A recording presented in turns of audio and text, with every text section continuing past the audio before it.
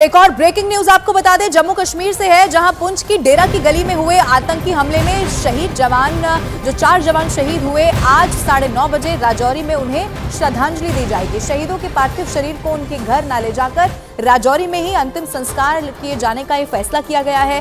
शहीदों का अंतिम संस्कार डेरा की गली इलाके में हमले वाली जगह पर किया जाएगा। शहीदों के अंतिम संस्कार के लिए उनके परिवार वालों को राजौरी बुला लिया गया है, यानी कि अब से थोड़ी देर के बाद जो आखिरी श्रद्धांजलि है, अंतिम संस्कार है, वो किया जाएगा। जो परिवारजन है उन्हें यहाँ पर बुला लिया गया है और ये तय किया गया कि जहाँ पर ये हमला हुआ था, यानी कि जहाँ पर उन्होंने शहादत दी, वहीं पर उनका अंतिम संस्कार किया जाएगा। जम्मू कश्मीर के पुंछ में 21 दिसंबर को हुए आतंकी हमले में सेना के 4 जवान शहीद हुए हैं और उन चारों जवानों से जुड़ी हुई जो डिटेल्स है वो आपको बताते हैं। देखिए, करण यादव जो उत्तर प्रदेश के ही कानपुर के रहने वाले हैं, इनका भी उस दिन वहां पर वो मौजूद थे। चंदन कुमार जो कि बिहार के ही नवादा के रहने वाले बताए गए और गौतम कुमार इनका नाम है, जो उत्तराखंड के कोटद्वार से ताल्लुक रखते थे।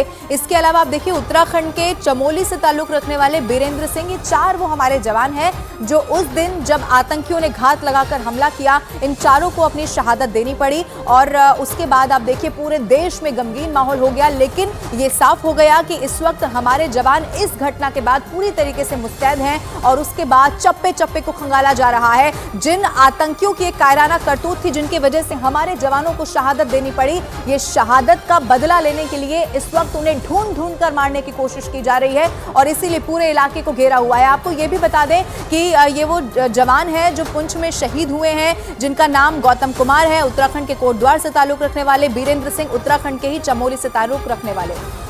और इसके अलावा पुंछ के डेरा की गली में आतंकी हमले में शहीद हुए 4 जवानों को राजौरी में ही अंतिम विदाई दी जाएगी। यहां सभी के परिवार वाले मौजूद रहने वाले हैं। ये फैसला किया गया है कि जो पार्थिव शरीर है वो घर ना ले जाकर वहीं पर, यानी कि उसी जगह पर डेरा की गली इलाके में जहां पर आतंकी हमला हुआ और वहां पर वो शहीद हो गए थे, इसीलिए चारों जवानों को राजौरी में अंतिम विदाई दी जाएगी और सभी जो परिवार वाले हैं वो यहाँ पर पहुंच गए हैं। चूंकि अब से थोड़ी देर के बाद ये श्रद्धांजलि दी जानी है। अब आपको ये भी बताएं कि पुंछ के डेरा की गली इलाके में आतंकी हमले में शहीद हुए 4 जवानों को राजौरी में ही अंतिम विदाई दी जानी है। यहाँ सभी के परिवार वाले मौजूद रहने वाले हैं और अब से थोड़ी देर के बाद अंतिम विदाई और जो अंतिम संस्कार है वो यहाँ पर किया जाएगा।